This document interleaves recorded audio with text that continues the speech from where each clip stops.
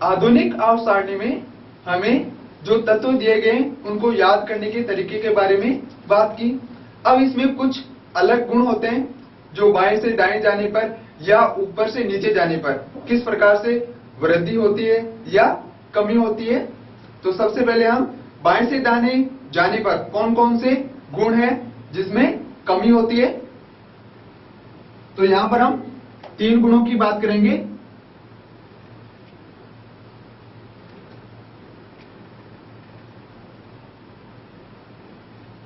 परमाणु त्रिज्या,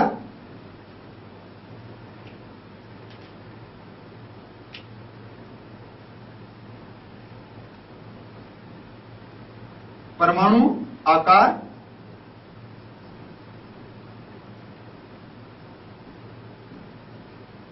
तथा धात्विक लक्षण।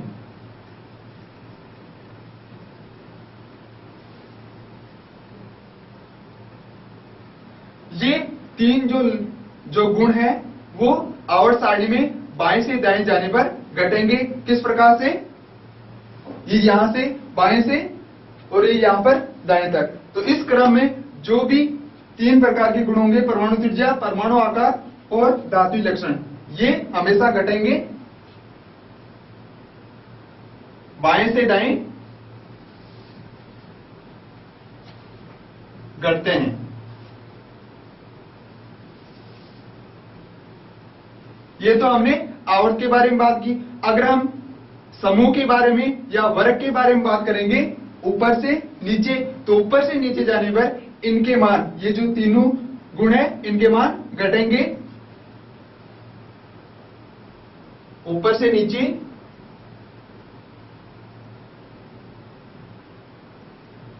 बढ़ते हैं।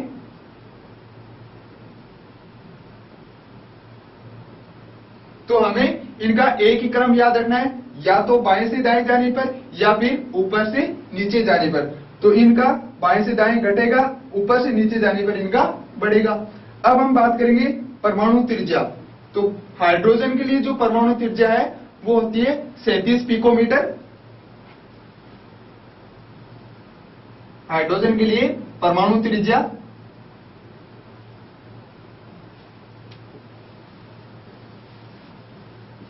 37 पिकोमीटर और पिको का मान 10⁻12। तो 37 × 10⁻12 मीटर, ये हाइड्रोजन के लिए परमाणु त्रिज्या का मान है। अब इसका मान ऊपर से नीचे जाने पर बढ़ता है। तो बढ़ेगा किस प्रकार से, इसको हम समझ सकते हैं कि जैसे जैसे ऊपर से नीचे जाएंगे तो कोस का मान बढ़ता जाएगा, 2, 3 और ये 4। इस प्रकार से ये यहां पर नाभिक हो जाएगा और नाभिक से जो बाह्य कोश होगा उसकी दूरी का मान बढ़ता जाएगा। ये नाभिक है और ये इसके सबसे बाहरी कोश है। तो नाभिक और जो बाहरी कोश है इसके मध्य की दूरी बढ़ती जाती है। नीचे जाने पर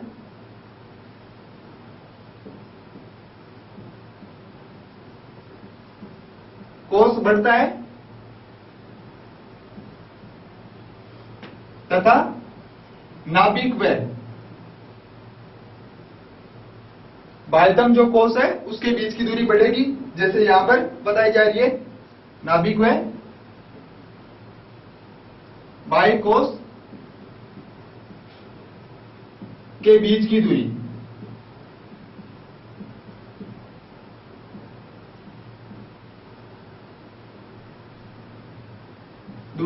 बढ़ जाती है। और दूरी बढ़ जाने के कारण नाभिक पर आवेश का मान बढ़ जाता है और इसके कारण परमाणु का आकार बढ़ जाता है। नाभिक पर आवेश बढ़ जाता है और नाभिक पर आवेश बढ़ जाने के कारण इसका आकार बढ़ जाता है।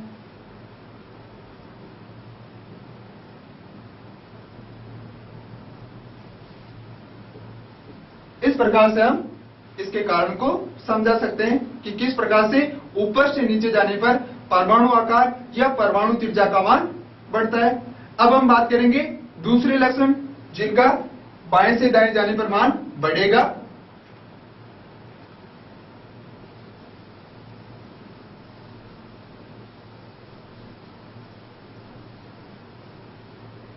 तो ये 4 गुण किस प्रकार से होंगे?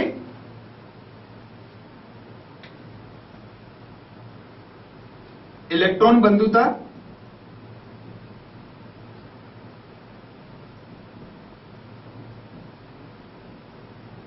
आयनन ऊर्जा,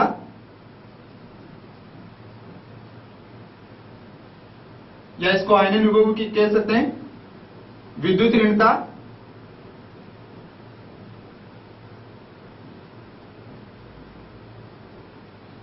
और अधात्विक लक्षण।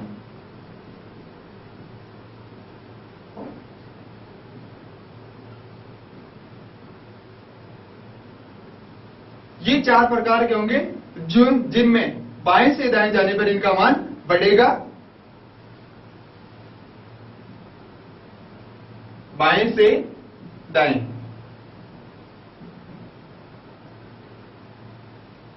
मान बढ़ते हैं। जैसे लेफ्ट टू राइट चलेंगे तो इन चारों के जो मान हमेशा बढ़ेंगे तथा ऊपर से नीचे,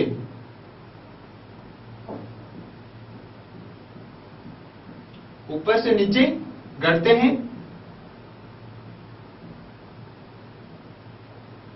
इस प्रकार से तो यहां पर सबसे पहले हम बात करें इलेक्ट्रॉन बंधुता। तो इलेक्ट्रॉन बंधुता का मतलब होता है कि कोई उदासीन परमाणु कितने इलेक्ट्रॉन ग्रहण कर रहा है, तो उसको हम कहेंगे इलेक्ट्रॉन बंधुता। आयनन ऊर्जा, आयनन ऊर्जा का मतलब है कि कोई विलगित या कोई परमाणु है जो कितने इलेक्ट्रॉन उत्सर्जित करता है या बाहर निकालता है, तो इस प्रकार से ये आयनन ऊर्जा का मान होगा। इसी प्रकार विद्युत ऋणता और अधात्विक लक्षण। अधात्विक लक्षण हम यहाँ पर जो होंगे ये अधात्विक लक्षण होंगे, और ये बीच वाले जो विभिन्न प्रकार के ये उपधातु होंगे। तो अधातु इधर वाले धातु ये वाले, और जो बीच वाले बोरॉन, सिलिकॉन, आर्सेनिक, टेल्यूरियम और एंटीनियम, ये जो लाइन है ये हमेशा उपधातु को प्रदर्शित करती है। तो इस प्रकार से ये चारों लक्षण हमें बाएं से दाएं जाने पर बढ़ेंगे और ऊपर से नीचे जाने पर इनका मान घटेगा।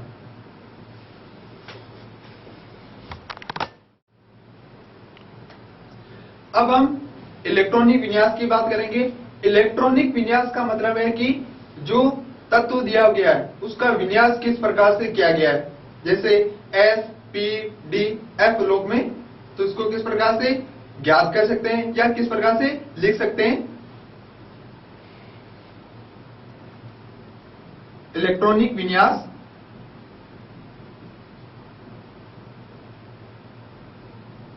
अर्थात किस प्रकार से निर्धारण करेंगे। पहले 1s, 2s, 3s, 4s, 5s, 6s और 7s, ये हमने ऊपर s ब्लॉक के रूप में लिख लिया। अब इसके नीचे p के रूप में लिखेंगे, तो एक को छोड़कर, तो यहां पर 2p, 3p, 4p, 5p, 6p, s, p block, और उसके बाद में d ब्लॉक, तो d ब्लॉक यहां पर आएगा 3d, 4d, 5d, और उसके बाद में s, p, d और लास्ट में f, तो यहां पर 4f, 5f। ये हमें इस प्रकार से क्रम से इनको लिखना है। इसके बाद में जो इलेक्ट्रॉन है वो कहां से किस में जाएंगे, तो उसके लिए इस प्रकार से हमें एरो बताने हैं।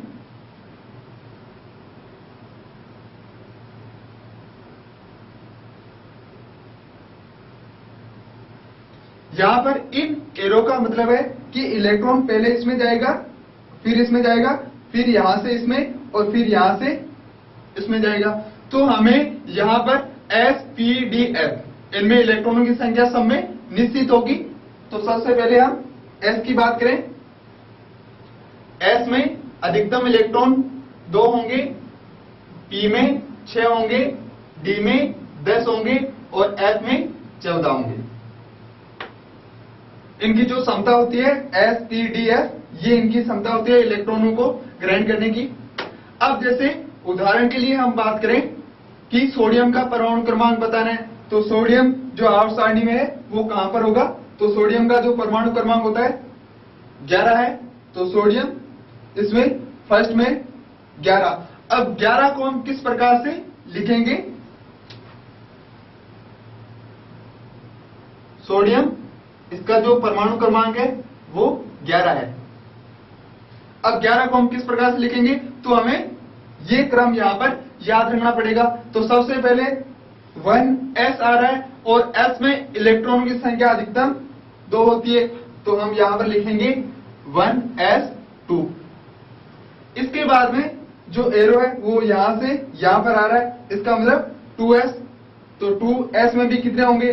2, तो यहां पर 2s2 होगा, 2s2। उसके बाद में इलेक्ट्रॉन यहां पर आ रहे हैं, यहां से शुरू हो रहे हैं, तो 2p के बाद में 3s में चलेंगे, तो यहां पर 1s2 2s2 2p 6 3s1। अब 1 यहां पर किस प्रकार से आएगा कि हमें टोटल यहां पर 11 चाहिए, 2 2 4 4 6 10 10 और 1 11। s में अधिकतम 2 भरे जा सकते हैं, लेकिन हमें यहां पर जरूरत सिर्फ 1 इलेक्ट्रॉन की है, तो यहां पर ये लास्ट में s में 2 की जगह 1 आएगा। तो इस प्रकार से हम किसी भी तत्व का इलेक्ट्रॉन विन्यास लिख सकते हैं। अब हम यहां पर संयोजकता की बात करें कि संयोजकता किसे कहेंगे? संयोजकता बाह्यतम कोष में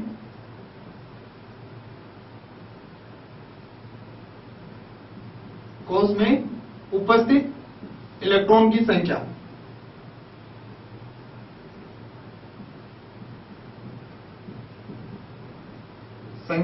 संयोजकता होती है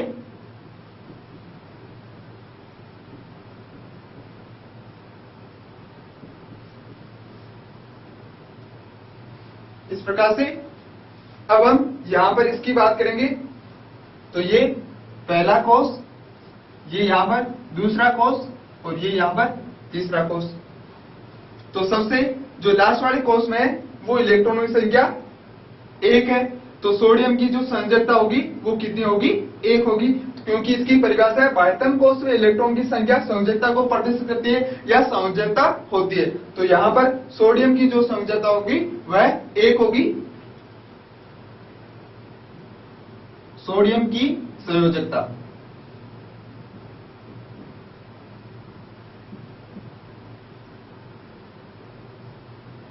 1 होगी यहां पर इस प्रकार से।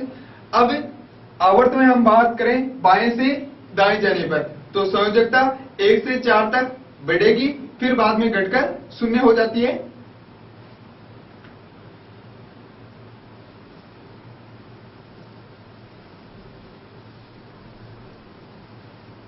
अब हम आवर्त में संयोजकता की बात कर रहे हैं। आवर्त में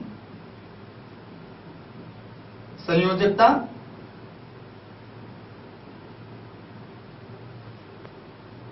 1 से 4 बढ़ती है, बाद में उत्कृष्ट गैसों में 0 हो जाती है।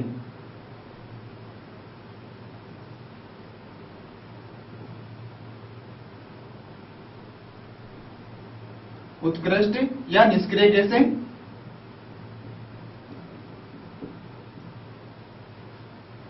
गैसों में 0 हो जाती है।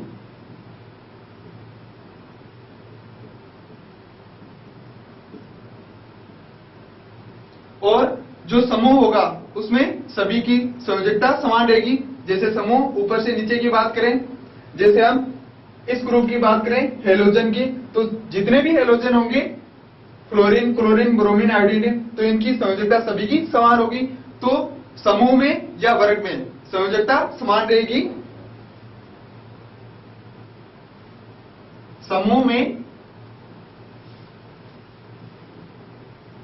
संयोजकता समान रहती है।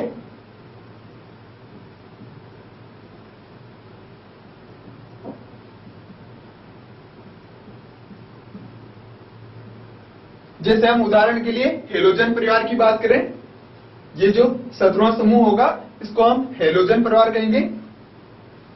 उदाहरण हेलोजन परिवार।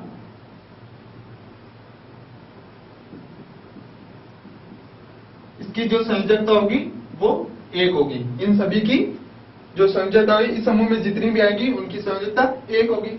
लेकिन आवर्त में 1 से 4 तक तो यहां पर इसकी बात करें बढ़ेगी, फिर धीरे धीरे कम हो जाएगी। और जो उत्कृष्ट गैसें हैं या निष्क्रिय गैसें हैं, जो 18वां समूह होता है ये निष्क्रिय गैस होगा या उत्कृष्ट गैसों में कहलाता है। और इनमें जो संयोजकता होगी उसका मान 0 होगा। क्यों? क्योंकि यह अपना जो कोष है वो पूर्ण कर लेती है, सिर्फ एक को छोड़कर। ये हमने अपवाद की बात की थी हीलियम की, बाकी क्या सभी का कोष पूर्ण हो जाता है। अब हमें संयोजकता के आधार पर किस प्रकार से क्वेश्चन पूछे जा सकते हैं?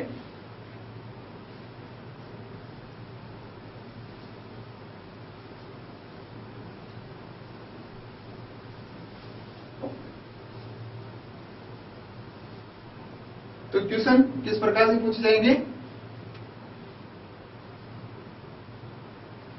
जैसे 3 कोष है तो 3 कोष में कुल 3 कोष है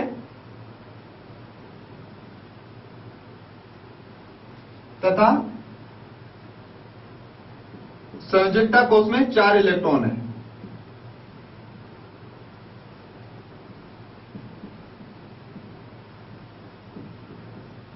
चार इलेक्ट्रॉन है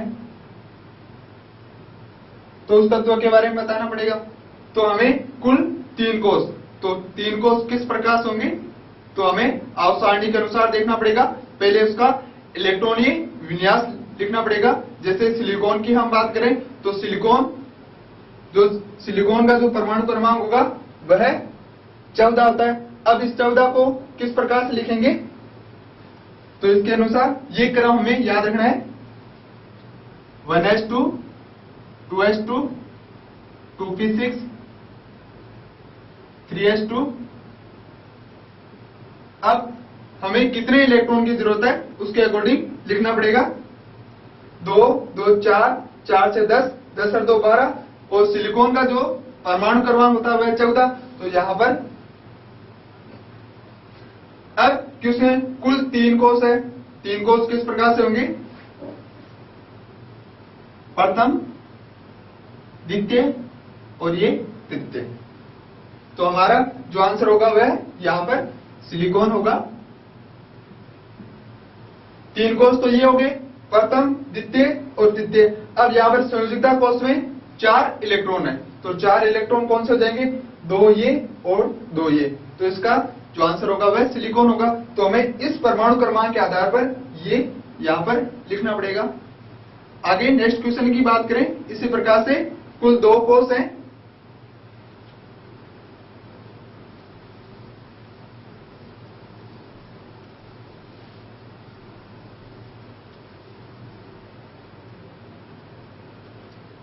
क्वेश्चन है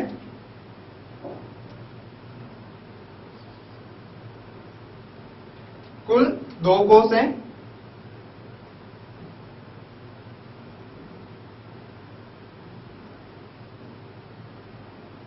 तथा बाल्टम कोष में 3 इलेक्ट्रॉन है या संयोजकता कोष में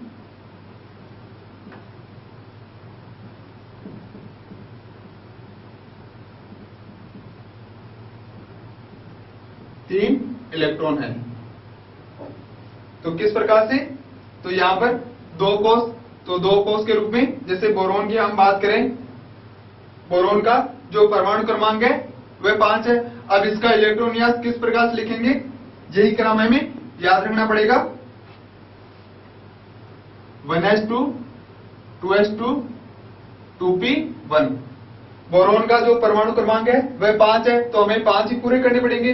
तो 2 2 4 1 5। तो इसके लिए कितने कोष हो जाएंगे? 2 कोष हो जाएंगे।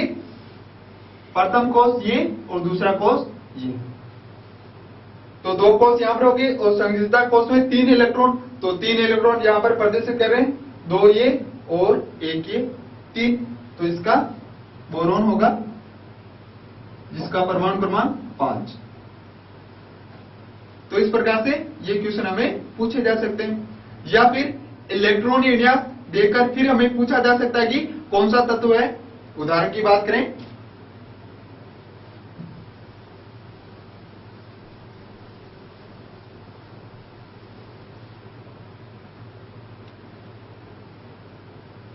अगले क्वेश्चन की बात करें, इसमें हमें इलेक्ट्रॉन विन्यास का मान दिया होगा और फिर तत्व का पूछा जाएगा 2, 8, 7। कौन से तत्व का या कौन सा तत्व है?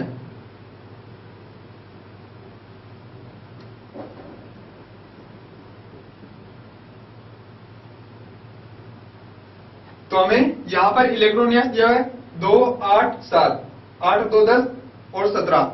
अब 17 यहां पर परमाणु क्रमांक किसका होता है वो हमें आवर्त सारणी के अनुसार याद रखना है। तो 17 यहां पर इस समूह में आएंगे, तो फ्लोरीन और क्लोरीन। तो क्लोरीन का परमाणु क्रमांक यहां पर 17 है, तो यहां पर हम तत्व का नाम बताएंगे क्लोरीन। इसका आंसर होगा क्लोरीन Cl, जिसका परमाणु क्रमांक है 17। इस प्रकार से अब दूसरा इसका क्वेश्चन ये पूछा जा सकता है कि अलग हमें 3 या 4 तत्व दे दिए और फिर पूछा जाए कि क्लोरीन की किस तत्व से समानता होगी। अगला क्वेश्चन इसी की टाइप में, क्लोरीन किस तत्व से समानता रखता है?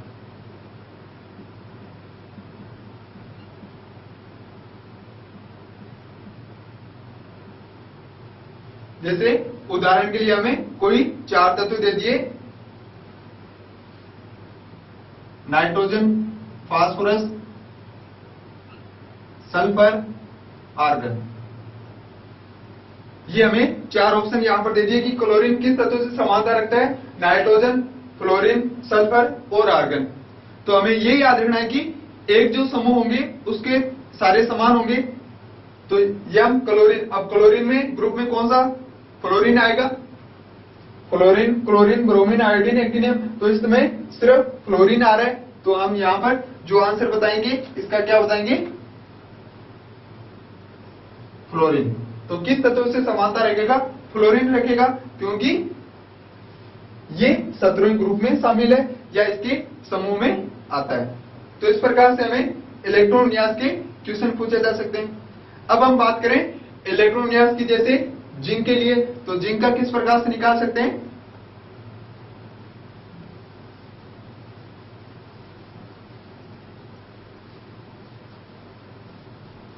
अब हम जैसे बात करेंगे जिंक का इलेक्ट्रॉन विन्यास Zn,